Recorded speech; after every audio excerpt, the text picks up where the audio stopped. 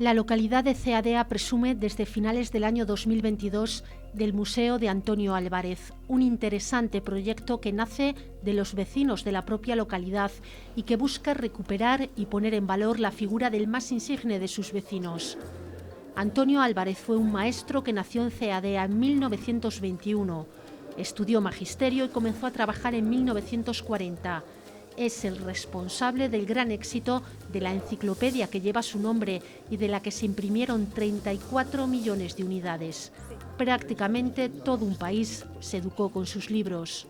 Bueno, surge a través del pueblo, de vecinos que nos comentaban que, bueno, que Antonio Álvarez, ya que era vecino de aquí y había vendido tantos millones de ejemplares, como no le habíamos hecho un homenaje, ¿no? Y bueno, nosotros llevamos en el ayuntamiento esta legislatura y a partir de ahí, tanto Sergio, el alcalde presidente, como yo, empezamos a mover el tema. En el medio tiempo surgió la plataforma de la arquitectura tradicional de Aliste, que se puso en contacto con nosotros, y ya nos pusimos en contacto con Jesús Prada, el diputado de Cultura, llevamos un anteproyecto, nos dijo que le encajaba, que le parecía una idea brillante, y a empezar de ahí empezamos a trabajar en ello. Fuimos también sumando apoyos, como la Fundación de Caja Rural, que nos ha apoyado siempre desde el primer minuto, y la Fundación Fomento Hispania, que también desde el primer minuto que le hemos contado el proyecto están con nosotros colaborando y todavía siguen colaborando en ello. Y después muchos vecinos de la provincia de Zamora que han donado libros, han donado objetos para que el museo hoy sea una realidad. Lo interesante de este proyecto, por lo que a mí me ha gustado desde el primer momento, es que es un proyecto que surge del pueblo de Ceadea. Un grupo de vecinos, alrededor de una asociación cultural, ven que, bueno, echan en falta un homenaje a ese maestro, a ese pedagogo y a ese hombre de éxito también en los negocios, como fue Antonio Álvarez, y echan de menos ese reconocimiento. Entonces preparan un pequeño proyecto que justo lo presentan a Diputación antes de que llegue la pandemia. En plena pandemia llega a nosotros a la plataforma de arquitectura tradicional de Aliste, vemos que hay una idea buenísima, les ayudamos a dar forma, porque en la plataforma pues, hay técnicos, hay profesores, hay personas que se dedican a esto profesionalmente, incluso arquitectos, y armamos el anteproyecto, lo presentamos ante Diputación, gustó mucho y gracias a Diputación, fundamentalmente al empuje del Ayuntamiento de Fuenfría y a la voluntad de mucha gente involucrada, pues ha salido adelante. Con la idea preparada se busca ubicación y esta antigua casa del maestro de Ceadea se considera el lugar idóneo. Mira, el local era municipal, era como un lienzo en blanco, no estaba como está ahora evidentemente, lo habían rehabilitado parcialmente desde el pueblo, le habían puesto una cubierta nueva, habían impedido que se cayera, pero estaban las paredes vistas de piedra de muy poca calidad. Y la verdad es que vimos la posibilidad de construir esto, un espacio literalmente en blanco, que es como en musealización se trabaja mejor, y poderlo dotar de un contenido moderno, accesible y atractivo, ¿no? Pero claro, necesitábamos no solo los recursos para rehabilitar el edificio por dentro, que fundamentalmente ha sido un trabajo que no ha durado muchos meses, pero después, oye, ha venido la crisis también de los materiales, hemos tenido algunos pequeños retrasos a cuenta de esto, ¿no? Pero bueno, con mucha voluntad se ha sacado adelante. Y después, claro, lo otro era el desafío, cómo conseguir que llegaran piezas de distintos lugares, empezando por los hijos, la familia de Antonio Álvarez, viven 3 de sus hijos, y continuando por el pueblo, donde hay primos que todavía viven y que han prestado su voz, su testimonio y algunos objetos también a la exposición. Entonces, ha sido un poco el boca a oreja que dicen los jóvenes lo que nos ha ayudado a recoger material, y después ha sido un desborde. O sea, ha habido gente que ha venido de distintos lugares de la provincia, antiguos maestros sobre todo y maestras, y gente del pueblo, evidentemente de la comarca, que ha venido pues, con sus fotografías, con sus pequeños objetos. Y después también hay que contar que teníamos el respaldo del Museo Pedagógico de la Universidad de Salamanca, con Bienvenido Martín Fraile al frente, que nos ha prestado numerosas piezas, y aparte de asesorarnos científicamente. Para preparar el contenido interior, los impulsores del proyecto se ponen en contacto con la familia de Antonio Álvarez, entre ellos sus hijos. Pues ha sido fantástica, porque ellos también echaban en falta ese homenaje a su padre, ¿no? El contacto fue muy rápido, muy directo.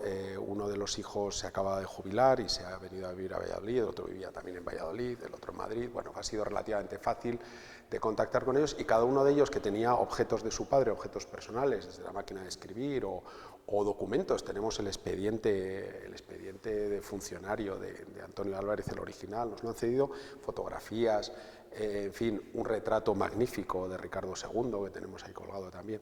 Bueno, todo lo han cedido con una generosidad enorme. La pena es que no pudimos inaugurar el museo cuando estaba un poco previsto, que era en el centenario, que era en agosto de 2021, pero claro, estábamos saliendo de la pandemia, la obra no estaba todavía prácticamente ni empezada. Entonces lo que hicimos fue, bueno, pues un pequeño homenaje con una placa que pusimos en la fachada de su casa natal, que está justo enfrente de este edificio de la Casa del Maestro, y bueno, pudimos con eso cumplir un poco esa idea del centenario para inaugurar, como sabéis, un año y algo después, ¿no?, de los 100 años del nacimiento de Antonio Álvarez. Pero la respuesta de los hijos y sobre todo del pueblo de Ceadea particularmente ha sido extraordinaria, hasta tal punto que tenemos una pared dedicada solo a la gente de Ceadea. Hay una pared que está justo detrás de nosotros, yo la estoy viendo, es una pared de retratos escolares, presidida por un retrato de Chisma Conesa, del famoso fotoperiodista español de Madrid, un retrato de Antonio Álvarez. Bueno, pues todas las fotos que le rodean a don Antonio son fotos de gente de aquí de Ceadea, y esa pared es solo para ellos. Las que vengan nuevas se pondrán en esa pared enmarcadas, creando una composición y arropando al maestro. Así empiezan a sentarse las bases del museo, un proyecto sencillo que a la vez sea un reconocimiento al maestro en el mundo rural. Como veis, es un espacio pequeño y no se trataba de hacer aquí una sistemática ni de la Enciclopedia Álvarez ni de la Escuela Rural, que son los dos temas que hemos querido tratar. Primero porque estamos en la Casa del Maestro, es donde aquí se daba clase y donde vivieron el maestro, porque enfrente justo estaba la casa de la maestra y un poquito más abajo las escuelas más modernas, ¿no? Esto debió ser la escuela antigua. Entonces queríamos tratar los dos temas, la escuela rural en la época de Antonio Álvarez y Antonio Álvarez y la enciclopedia y su obra principal, aunque en la exposición veréis que está reflejado también otros trabajos de Antonio Álvarez que se refieren a esa época, sobre todo a la EGB, que es en la que estudiamos algunos, ¿no?, del 70 en adelante. La figura del magisterio español en los últimos 100 años merece, yo creo, que un homenaje nacional, ¿no?, en todas las escalas. En cierta medida ha habido un reconocimiento, pues, de todos aquellos maestros, por ejemplo, que fueron represaliados durante el primer franquismo, ¿no?, durante la Guerra Civil y el franquismo, por tener ideas más o menos izquierdistas o haber sido sindicalistas, pero después toda esa tarea posterior de ese magisterio, que bien es verdad que, como la propia Enciclopedia Álvarez, tenía que asumir los conceptos y los discursos políticos y religiosos, pues, de la Iglesia Católica, que entonces tenía ese pacto con el Estado pues, nacional católico, ¿no?, como lo definen los expertos, con el franquismo, pues tenían que asumir esas cuestiones, ¿no?, los emblemas, los símbolos, la enseñanza política y religiosa que se impartía en la escuela hoy sería inconcebible, ¿no?, y en los países como Francia, pues muchísimo más difícil, ¿no? Pero a pesar de eso, y a pesar también de que hubo maestros que fueron, pues, tan duros como era la época y tan duros como eran también el tratamiento de los adultos hacia los niños, con los castigos físicos, no solo eran los maestros, era cualquier vecino o los padres, ¿no? Castigo físico que ahora, bueno, no solo en fin, no se nos ocurría a ninguno, ¿no? Esto estaba a la orden del día.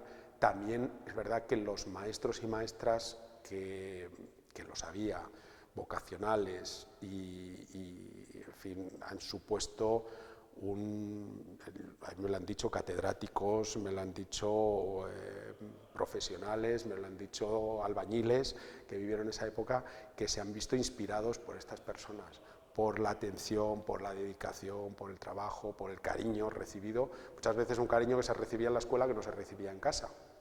A veces también era al revés, ¿no? En el interior del museo nos encontramos con dos espacios muy diferenciados. Uno de ellos nos lleva al pasado. Para ilustrarlo mejor hemos separado físicamente un espacio, que como veis es muy cuadradito, en dos ámbitos, ¿no?, con esta lona que representa, esta lona es una fotografía agigantada de una foto escolar de Ceadea, de un maestro además recordado todavía por algunos de sus alumnos aquí con mucho cariño. Hemos separado una parte, digamos, más moderna de lo que es una recreación un poquito más estándar, sin buscar tampoco una fidelidad exacta, ¿no? Lo hemos hecho, digamos, para ilustrar un poquito ese ambiente de una escuela rural, que era una escuela rural con muy pocos recursos, muy pobre materialmente, los asientos eran los que eran, son de aquí, de la escuela de Ceadea, con una dotación pues, que nos parece increíble que con eso en material pues, los maestros y maestras rurales pudieran trabajar, ¿no? Prácticamente sin nada, ¿no? En ese sentido, bueno, la recreación, insisto, no trata de buscar la fidelidad exacta, sino más bien esa idea un poco general, ¿no? Y además ni siquiera hemos reproducido, hemos colocado tres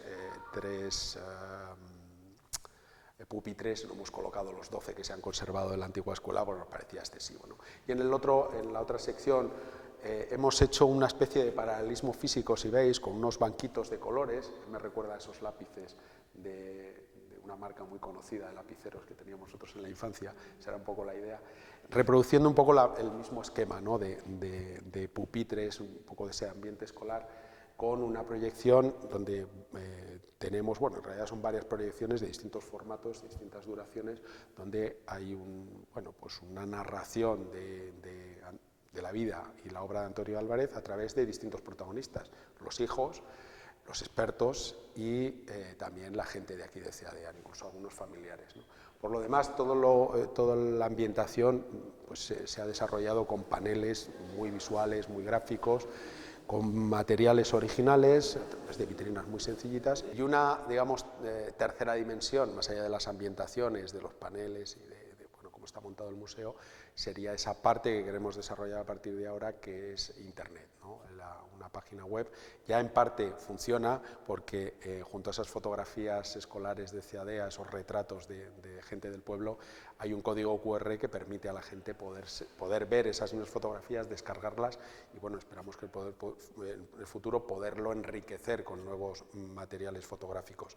A mayores sí nos gustaría que todo lo que hay en el museo estuviera también en Internet. ¿Por qué? Pues porque hay mucha gente que ha estudiado con la Enciclopedia Álvarez, sobre todo los de la generación inmediatamente anterior a la nuestra, que le gustaría acercarse, pero bueno, Ceadea está en una esquina de España y hay mucha gente pues, que nos está escribiendo y que nos consta que pues, está en Cataluña o está en Andalucía, que le gustaría bueno, acercarse a esta idea que en general ha gustado mucho, porque no deja de apelar a ese momento de la vida que es el que todos recordamos en general, todos recordamos con mayor cariño, ¿no? Que es la infancia, ¿no? Entonces, la Enciclopedia Álvarez está unida a las experiencias de infancia de miles y miles de españoles, y esa conexión a través de la red y de las redes sociales también, pues es lo que nos falta ahora por desarrollar. En el recorrido por la antigua escuela nos encontramos detalles que nos llevan a recordar o descubrir cómo se vivía a mediados del pasado siglo XX. Siempre me ha gustado ver que los grandes montajes siempre hay muchos niveles, hay como muchas capas, ¿no? Discursivas. Aquí también, y algunas están basadas en la experiencia. Os diré, por ejemplo, que colocar dos botijos, porque hay dos, que son de Moveros, son nuevos, le hemos dejado hasta la etiqueta porque también Moveros pertenece a este municipio y queremos hacer publicidad de lo nuestro, de esta alfarería tradicional, pues en realidad surgen de una anécdota de una maestra de aquí de la comarca, mi madre, que fue maestra en Villanueva de los Corchos y nos contaba que el maestro varón, que había entonces, tenía dos botijos, uno para él y otro para los niños, y los niños le meaban al maestro, que debía ser bastante malo en el botijo, ¿no? Y entonces ella, como se enteró nada más llegar, dijo, no, niñas, yo bebo de vuestro botijo, ¿no? Esa anécdota, por ejemplo, está recogida físicamente ahí, pero también objetos que todo el mundo que vivió esa escuela rural tan dura, porque no había recursos, no había calefacción, ahora los niños se quejan con el COVID, las ventanas abiertas, teníamos que estar en el abrigo, pues imaginaros en los 50, donde no había calefacción ninguna, esos hornillos que traían los niños con las brasas, que si no había brasas no había hornillo ese día, o esa precariedad en la alimentación, que era propia de la época y que, como mucha gente también sabe, puntualmente fue ayudada por el Plan Marshall, ¿no? Con aquellas latas de leche en polvo que muchas veces se repartían también en la propia escuela, es decir, era una escuela precaria. Nosotros la adornamos con esas pequeñas anécdotas, pero fue en realidad dura. Lo único positivo que tiene es que la gente que vivió esa experiencia la vivió en un contexto que muchas veces también era de relaciones interpersonales, yo creo que en cierta medida muy positivas o más positivas de las que tenemos ahora, de menos aislamiento, menos individualismo, más solidaridad, porque la solidaridad venía de que había que ayudarse unos a otros en el campo y en las tareas, también las tareas escolares, ¿no? Los mayores ayudaban a los pequeños. Ahora parece que vivimos en un mundo un poco más de burbujas individuales que tiene su parte positiva, pero también evidentemente, en fin, no todo lo nuevo es mejor, ¿no? Pues que los niños que hoy están estudiando que vean cómo era la escuela de antes, ¿no? Cómo era, por un lado, la escuela rural, en la cual nuestros padres y nuestros abuelos venían a la escuela y no a lo mejor todos los días podían venir porque tenían que hacer más cosas en sus casas, ¿no? Es como ahora que nos dedicábamos exclusivamente solo a ir a la escuela y a estudiar, ¿no? Entonces había que hacer muchas más cosas y después un homenaje a Antonio Álvarez, ya que era hijo de aquí de CADEA y llegó a vender 32 millones de ejemplares, ¿no? Creo que está bien hacerle un homenaje y darle el valor que se merece. Pero ¿quién fue Antonio Álvarez? Se trata de todo un referente del mundo educativo entre las décadas de los 40 y 80 del pasado siglo XX. De su trabajo como sencillo profesor surgió la Enciclopedia Álvarez, por la que estudiaron miles de españoles y por cuyos cuadernos se guiaron cientos de profesores de la época. Bueno, pues fue un maestro nacional, sin más, un hombre de pueblo, de una familia humilde, pero su padre era un emprendedor, hoy llamaríamos un emprendedor, con las máquinas de coser, bueno, un hombre inquieto que le dio educación a sus hijos, y Antonio Álvarez, que empezó a ejercer nada más terminar la Guerra Civil, muy jovencito, en 1940, se vino a principios de los 50 a Zamora y vio que hacía falta de alguna forma materiales no solo para los alumnos, sino también para el profesor. Estaban muy huérfanos, ¿no? Con las reformas que se habían introducido en el 50 en la educación básica en España, él veía que faltaba material. Entonces se le ocurre, él tenía unos apuntes, sus amigos dijeron, esto está muy bien, ¿por qué no le das una vuelta? Se animó y en el año 52 ya tenía un manuscrito que bueno, literalmente cuando lo empieza a publicar en Elma con ayuda de un familiar, pues se lo quitan de las manos, empieza a tener un éxito editorial increíble. Yo creo que ahora le estamos empezando a dar valor otra vez.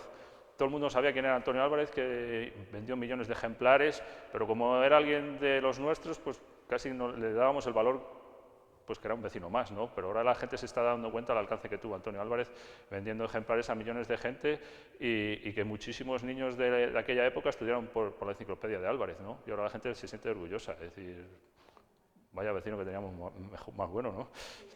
No, pues la gente se siente orgullosa porque están viendo que viene mucha gente a ver el museo, ¿no? A preguntar, y me llama mucha gente por teléfono, oye, que están unos con un coche ahí en la plaza, que quieren ver el museo y tal, la gente se siente orgullosa, ¿no? De decir, oye, esto es importante, no solo aquel día que lo inauguramos, sino que la gente tiene la curiosidad y la voluntad de venirlo a ver, ¿no?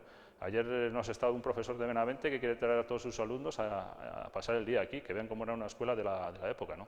En la historia profesional de mi padre se pueden distinguir tres épocas. La primera, la de la Enciclopedia Álvarez, que duró aproximadamente unos 15 años. Luego, con la Ley General de Educación, los libros Álvarez ya no eran enciclopedia, era una educación, un sistema de enseñanza por asignaturas, donde mi padre dirigía, asesoraba a un equipo de profesores, unos de universidad, otros de instituto, eran libros Álvarez también, que duró hasta los 80, donde ya mi padre se retiró. Y después, al final de todo, ya a finales de los 90,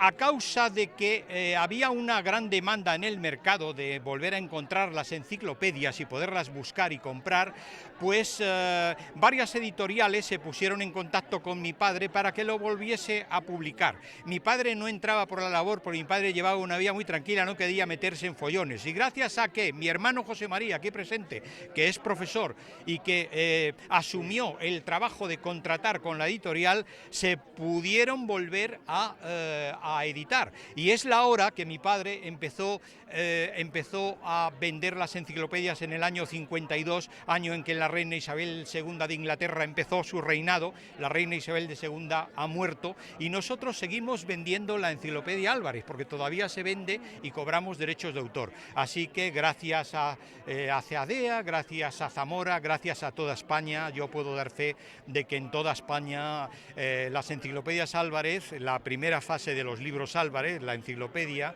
era un libro que llegó a tener el 70-75% del mercado español, una barbaridad. Ya digo, hasta el año 66, donde con la Ley General de Educación la enciclopedia ya no era reglamentaria y tuvieron que hacerse otros libros. La obra tuvo un gran éxito en buena parte debido a la sencillez de sus contenidos. Como decía mi padre, intuitiva, sintética y práctica. Esto daría para estar una mañana, un día hablando de ello, pero resulta, yo lo dije aquí cuando estuvimos hablando, se le dedicó una placa a mi padre, que la idea de la enciclopedia, curiosamente, no fue de mi padre, según creo yo entender y recordar a mi padre no le gustaban las enciclopedias, ya había enciclopedias, Dalmau Carles, Hijos de Santiago Rodríguez, había enciclopedias, pero no le gustaban, eran muy farragosas. Entonces, ¿qué hizo? En su colegio de Zamora empezó a hacerse unos apuntes, esos apuntes los vieron compañeros suyos, y fueron los compañeros. Esta es la idea que yo tengo, la que le dijeron: Antonio, ¿has pensado en publicar esto? Pues no había pensado en publicarlo. Y entonces, pues le entró el prurito de hacerlo y empezó a buscar quién se las publicase porque él no tenía un duro. Tardó como 1 año y pico, estuvo buscando en Zamora, estuvo buscando en Valladolid, estuvo buscando en Madrid. Y pasó tiempo y él ya lo había dejado ya el tema casi por imposible, hasta que apareció un impresor en Zamora que se iba a jubilar, Eduardo López, siempre lo recordaré, que se las publicó. Y ese fue el comienzo del éxito. Eran unos libros muy sencillos, además mi padre tuvo la idea de hacer un libro del maestro, sugerencias y ejercicios. Eso ayudaba enormemente a los maestros, de tal forma que no se tenían que preocupar nadie de preparar las lecciones, porque lo tenían todo hecho. Era comodísimo para el maestro, esto lo sabemos por muchísimos testimonios, cartas de maestros que le escribieron a mi padre. Decía, ya era hora de que un libro para los niños estuviera escrito por un maestro que sabe lo que es un niño, ¿eh? Entonces el éxito de mi padre fue hacer unos libros muy sencillos, facilitar la labor del maestro y tener una vocación él enorme, porque hizo el trabajo él solito se hizo los libros, él solito hacía los dibujos, él solito hacía la caligrafía, él solito decidió seguir cuando él... Estoy hablando con la televisión de Zamora, el dueño del Bazar J, el señor Jacinto, le quiso comprar los derechos de autor cuando ya pues iba teniendo éxito, y todo el mundo, hasta mi madre, hasta mis abuelos, los suegros de mi padre, nosotros vivíamos en la casa de los suegros, decían: Antonio, vende, deja ya de trabajar y que te dan un dinerito y déjalo. Y mi padre: no, yo sigo, yo no vendo los derechos de autor y yo sigo con las enciclopedias Álvarez. Qué acierto, ¿eh? Sí, Qué acierto. sí, porque a mi padre le gustaba y entre otras cosas pensaba: oye, si Jacinto no es tonto, si Jacinto me da este dinero, oye, es que lo que yo he hecho es una cosa que vale, ¿eh?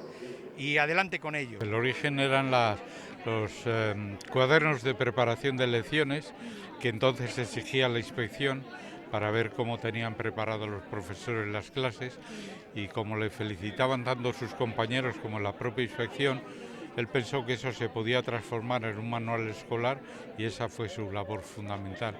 Y la idea que tuvo y la tenacidad que tuvo para sacar todo eso adelante. Mi padre tenía una capacidad de síntesis muy importante y era capaz de transmitir con mucha claridad y mucha sencillez las ideas que tenía que transmitir entonces el profesorado. Sí, había más iniciativas en la época muy similares, incluso anteriores. Es muy famoso pues Calleja, ¿no? Saturnino Calleja, el de los...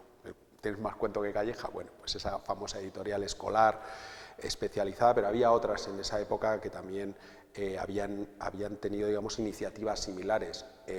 Antonio Álvarez va a tener un éxito en los 50 y 60 tal que copará el 80% del mercado, porque pues, su material era mucho más sencillo, mucho más directo, se ajustaba muy bien al currículum y la verdad es que encuentra su hueco, ¿no? Después, a partir del 60 y pico, que hay ya alguna nueva reforma y sobre todo a partir de la implantación de la EGB, pues él sigue trabajando, porque él trabaja creo que hasta el año 81 y él trabaja ya en los materiales de la EGB, pero a mí me confesaban sus hijos que se ve desbordado porque ya no es una cosa que pueda él organizar, que pueda él trabajar desde su despacho y con algún colaborador puntual, que los tuvo muy fieles, profesores universitarios y de instituto también. pero un grupo, digamos, de trabajo muy reducido, de mucha confianza, a tener que trabajar con especialistas en biología, en química, matemáticas, etcétera, coordinar grupos muy amplios, y él se veía incapaz, ¿no? Él siempre lo hizo, bueno, evidentemente para ganarse la vida también, pero lo hizo como un proyecto muy personal, y aquello se iba de las manos con la EGB, ¿no? Un grado de especialización que él, bueno, pues él ya se vio muy mayor para poder abordar. Una obra que se fraguó en una pequeña habitación en la calle Puente, cerca del Puente de Piedra de Zamora, cuando Álvarez era profesor en el Colegio Jacinto Benavente de la ciudad. Yo creo que fue una publicación que fue un auténtico hito en la historia de la educación española, porque se extendió desde, como estábamos comentando ahora mismo, desde una calle de Zamora, de al lado del Puente de Piedra, de la Boardilla. La única intendencia que tenía mi padre era una mesa camilla, un brasero y una máquina de escribir, y con su esfuerzo, su tenacidad y su talento, pues consiguió hacer una obra que llegó al 80% de las escuelas públicas de España durante por lo menos 2 decenios, en los años 50 y 60. En el Jacinto Benavente, donde tenía unos compañeros estupendos, y según testimonio de mi padre, les invitó, porque fueron ellos los que le apoyaron y le dijeron: oye, eso que has hecho eran los primeros borradores del primer libro, yo no sé si estaba completo, está muy bien, ¿por qué no lo editas? Y les dijo a sus compañeros: ¿por qué no nos juntamos unos cuantos y empezamos a hacerlo? Poco a poco se apuntaron. Y en muy pocos meses se fueron rajando, porque había que levantarse a las 5 de la mañana a preparar los libros. Digo mi padre: mira, dejarlo, sigo yo solo. Las enciclopedias Álvarez podían haber sido un trabajo colectivo. Mi padre tenía unos maestros, unos compañeros estupendos, me lo decía, tan buenos como yo, o más. La verdad es que en la enciclopedia, como se hicieron, si no recuerdo mal, fueron 33 millones de ejemplares, todavía es posible encontrarla pues, en páginas web de segunda mano, en mercadillos, etcétera. Pero además la editorial EDAF, a la que debemos esos ejemplares, la donación de esos ejemplares, una editorial en los 90, de acuerdo con el propio Antonio Álvarez, hizo una reedición facsímil muy cuidada de algunos, no de todos, ni muchísimo menos, los materiales principales de la enciclopedia, primer, segundo, tercer grado, y el libro del profesor, o uno de los libros del profesor, para ser más precisos, ¿no? Eso a la gente le encanta, ¿no? Poderlo tener en la mano. Y la verdad es que esa respuesta emocional, que hay gente que se lo sabe de memoria. Tengo amigos que saben párrafos de memoria de la enciclopedia Álvarez, cual es sorprendente, ¿no? Un museo que acaba de nacer y que busca apoyos para seguir creciendo, y que la figura de Antonio Álvarez y, en definitiva, del sencillo y trabajador maestro rural sean reconocidos. Tenemos un acuerdo ahora con Diputación para tener a alguien aquí. Lo vamos a procurar que esté los fines de semana, y cuando sea pues tiempo de vacaciones a lo mejor abrirlo más tiempo, ¿no? Para que esté abierto, ¿no? Para que el que pueda venir, que no tenga que llamarme a mí o llamar al ayuntamiento, tal, ¿no? Que tenga un horario y que puedan venir cuando a ellos les sea mejor la hora, ¿no? Pues a mí me gustaría que hubiera, digamos, también como distintos planos de satisfacción, ¿no? En primer lugar, el del propio pueblo. Esto es un proyecto de CEADEA, entonces la gente, yo sé que está muy satisfecha, pero me gustaría que, bueno, que siguieran en esa senda, y hay planes para, que no os voy a desvelar porque no puedo, pero hay planes para dinamizar esto más allá del propio pueblo y de la propia comarca, ¿no? Por otro lado, como es un proyecto que ha sido muy colaborativo, no solo desde el punto de vista de la gente, de los profesionales que hemos estado un poquito ayudando detrás, sino también de las instituciones. Aquí he citado al Ayuntamiento, la Diputación, EDAF, pero la Universidad de Salamanca nos ha apoyado también científicamente, nos ha apoyado también la Fundación Fomento Hispana. Es decir, que esa colaboración entre, digamos, el sector público, el sector privado, instituciones académicas, instituciones políticas, que ha funcionado también, que siga adelante, ¿no? Porque ahora, claro, uno de los desafíos que tiene todo museo es conseguir que esas visitas fluyan, que la gente venga no solo de la comarca, sino de fuera de la comarca, y necesitamos poder tener las puertas abiertas. No te voy a decir todos los días porque no tendría ningún sentido, pero sí fines de semana y en vacaciones, y también, bueno, oye, durante la semana poder organizar visitas con escolares. Para todo esto hace falta recursos fundamentalmente humanos, nos hace falta un técnico que de alguna manera pues supervise el día a día y que no tenga que partir del voluntarismo de gente como yo, o del alcalde o de un vecino que abra la puerta, que lo hacemos encantado, ¿eh? Pero, en fin, que si queremos que un recurso cultural como es este, que esto es una inversión, esto no es un gasto, esto es una inversión en cultura, tenga recorrido, lo que necesitamos es que esa inversión, digamos, tenga retorno, y para eso hay que profesionalizar las cosas. Un museo en recuerdo de esta figura, un maestro nacido en Ceadea que se convirtió en un referente de la educación en España.